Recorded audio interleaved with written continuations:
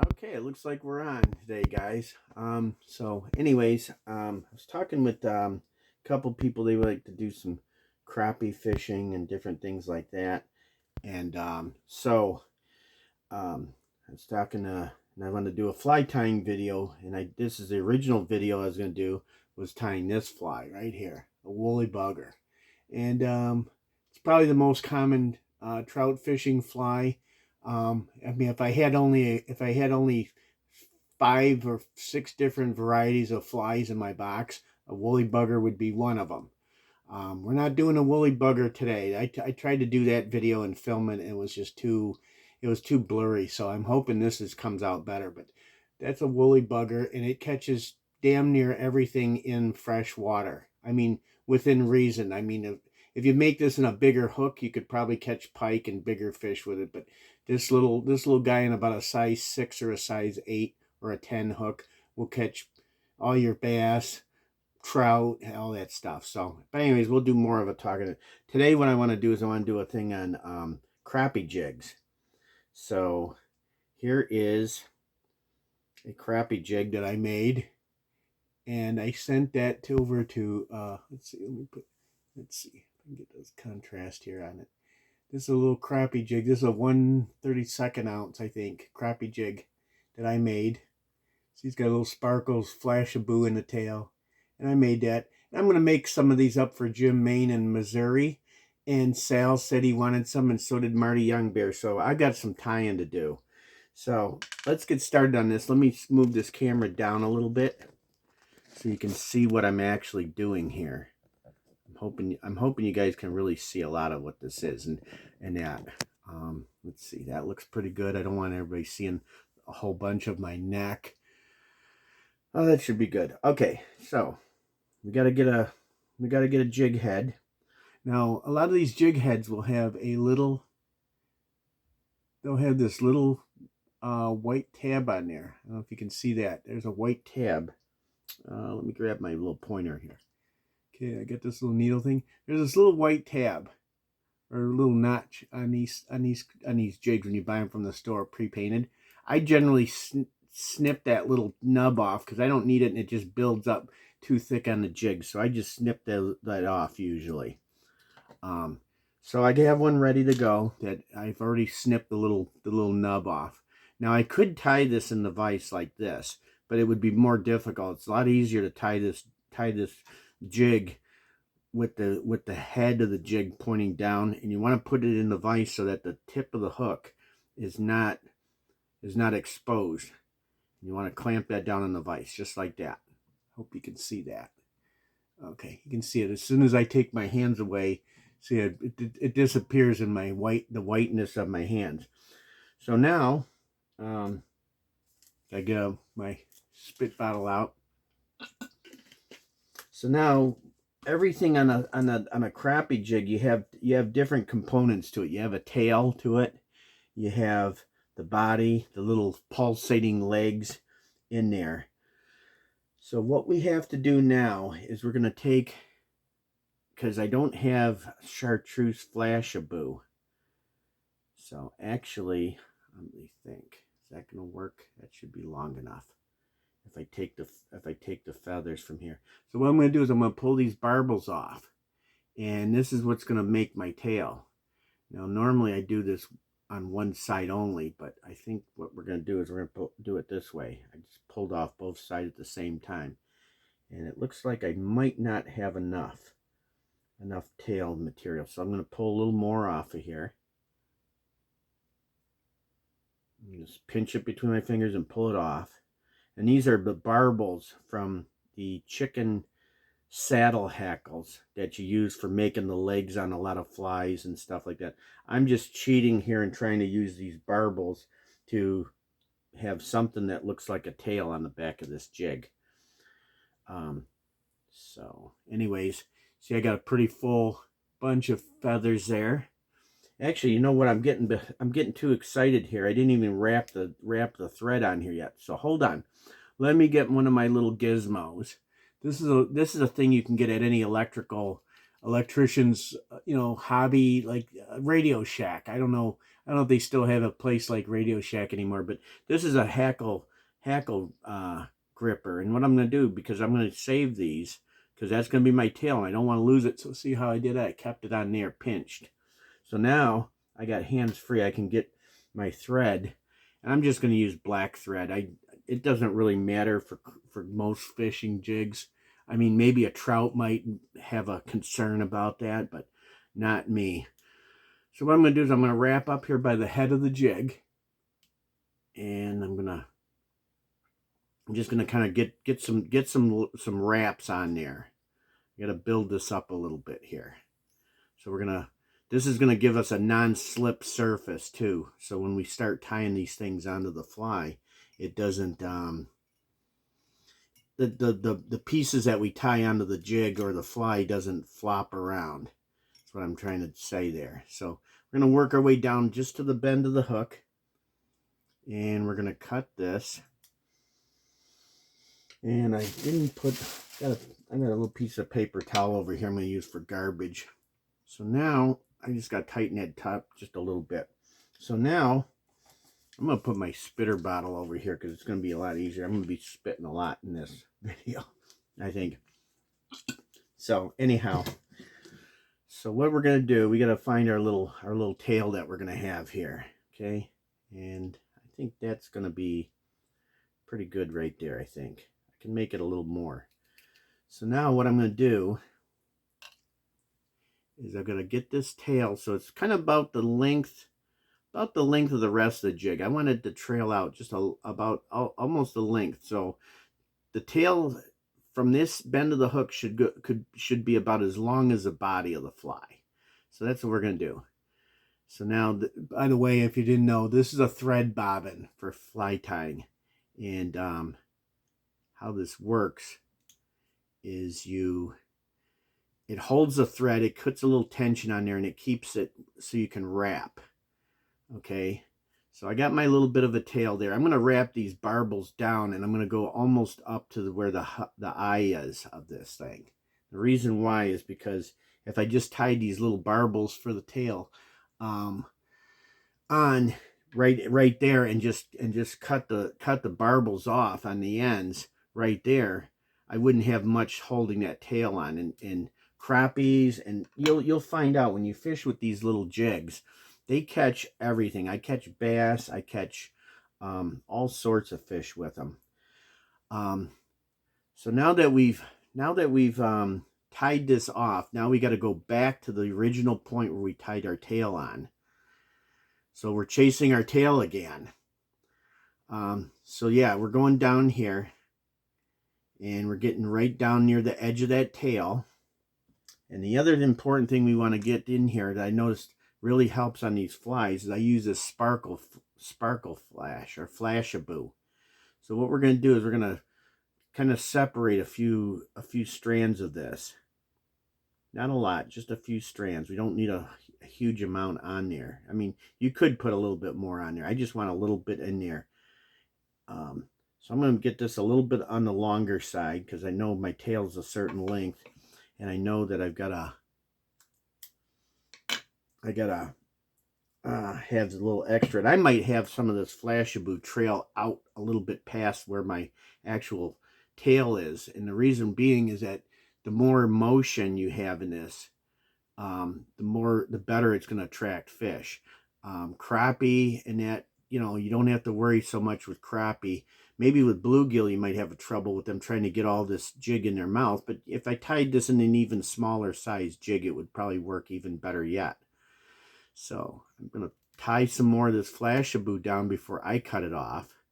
Because what I'm trying to do is where that lead anchor is, that's what these jigs are made for. They're made for fishing with little rubber twister tails. I just use them because they're already pre-painted, so I don't have to do anything with them. So what I'm doing is trying to see, first of all. It's hard to see like this. Normally I'd be sitting down in a chair, but I get to stand up and try and get the best camera angle I can. This is what I'm doing. So I wrap that up. Now I got to go back and chase my tail again because everything goes from the tail forward. When whether you're tying flies like this, like a jig for like actual spin rod or spin cast fishing tackle, and you're using a jig, making a lure like this, or if you're actually tying a fly. Really, the only difference is that the fly has very little or no weight to them. That's why you need a fly rod and a fly line to do that.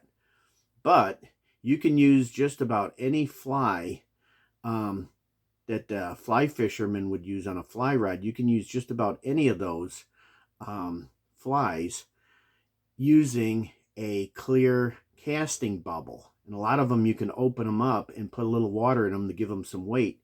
And you put that about, a foot or so up above where you're, or you put them up, far enough that you can cast with them. In fact, some of the casting bubbles, you can use a bobber stop, which makes, you can fish that fly at an infinite depth down. Okay, I got ahead of myself again. That's okay. We're going to build this up. So what you might have seen me put on just now was what's called chartreuse. This is chartreuse colored chenille. And this is a bodybuilder. This is a bodybuilder of my fly. This is going to be the whole body of it. And I almost did a critical mistake and forget that I should have put this hackle on too, because this is going to make the legs for it. So now I'm kind of guessing how long these hackles are. And you know what? Maybe we'll do, I kind of want to try the hot pink hackle. Let's try this, because the hot pink hackle, this is a grizzly hackle too. See how it's striped? It's got a little striping pattern on it, so that's going to transfer into the fly when we put it on there. So now, what I got to do is tie this in. I'm going to rough this all up so I get all them barbels all messed up. I'm all messed up. And I'm going to tie this in what's called a Palmer style. The Palmer style is when you tie from the tip of the feather down to from the very skinniest, the tip of the outermost part of the feather. When you tie it on and wrap it from this end forward, it makes it a gradual smaller legs to bigger legs as you get closer to the head. Some flies they require that hackle to be tied on Palmer style. And so we tied our feather in, so we're going to wrap back up to our point where we're going to start putting this thing all together here. So now I got to trim a little bit off. It's kind of hard to see. I just don't want to cut any of my threads, because that would be bad, because then I'd have to start all over again. So now I think I'm going to go a little bit further up. Right around up in here like this, right near the head. I want to leave a little bit of room to make my knots. So now what I got to do is I got to take the chartreuse, and I'm going to wrap this around the hook. And I'm going to go from the tail forward to the head, where the actual jig head is, where the weight of this is. But anyways, back to the thing about fishing with flies on a spinning rod. When you don't have a fly rod, no problem. I mean, you'd prefer to get a fly rod anyways. But anyways, you'd get that casting bubble, and then you could fill it with a little water and cast that out, and then that makes the weight that allows you to fish a fly that has like no weight to it. Now these are pretty small, but on a little ultralight tackle, 4-pound test, these little crappie jigs are just fine.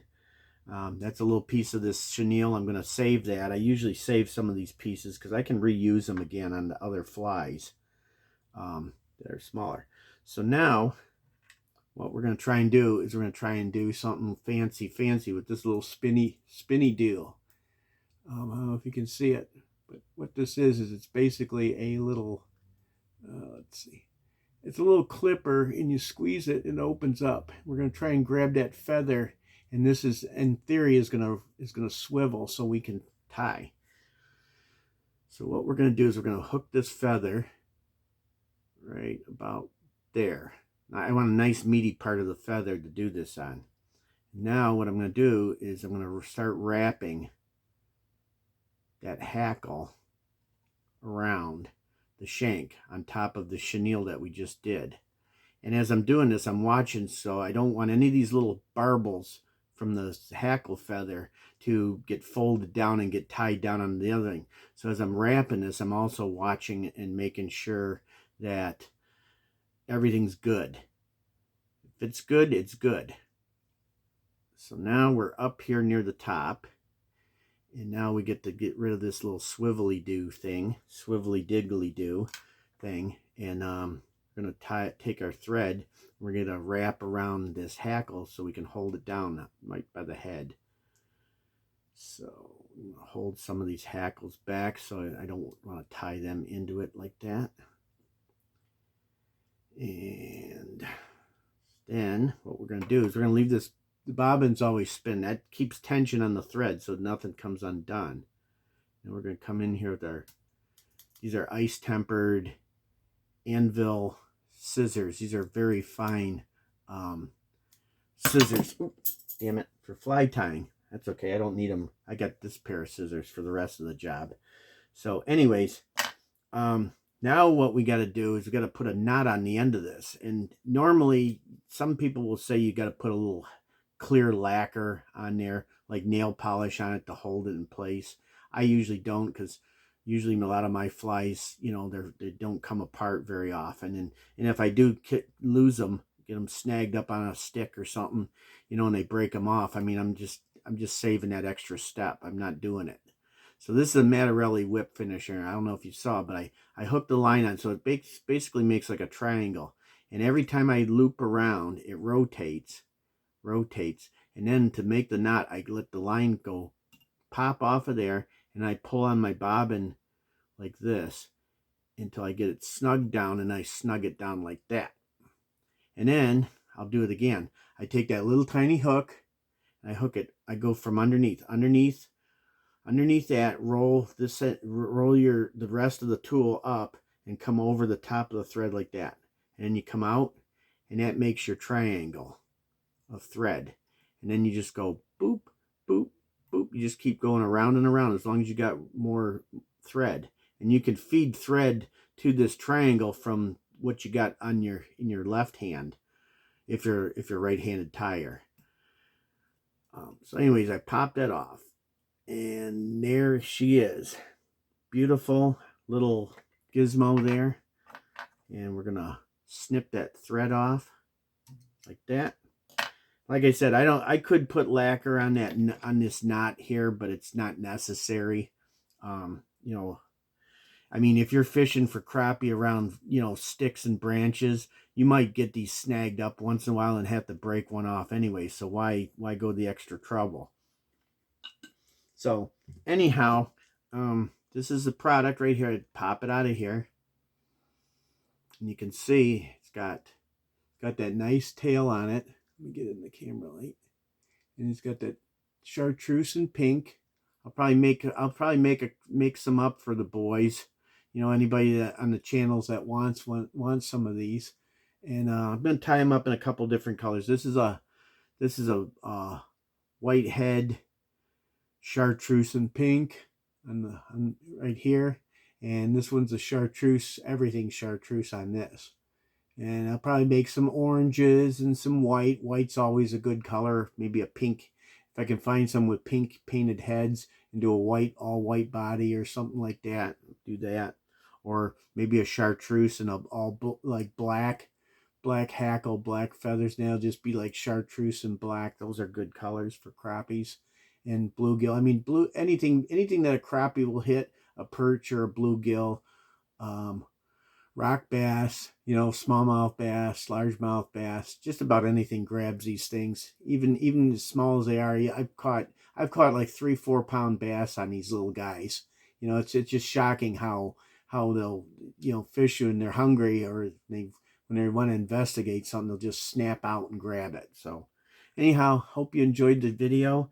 And like I said, to those fellas that I mentioned that I got to tie some jigs for. Hope they'll enjoy them. It's going to take me a little bit to make them.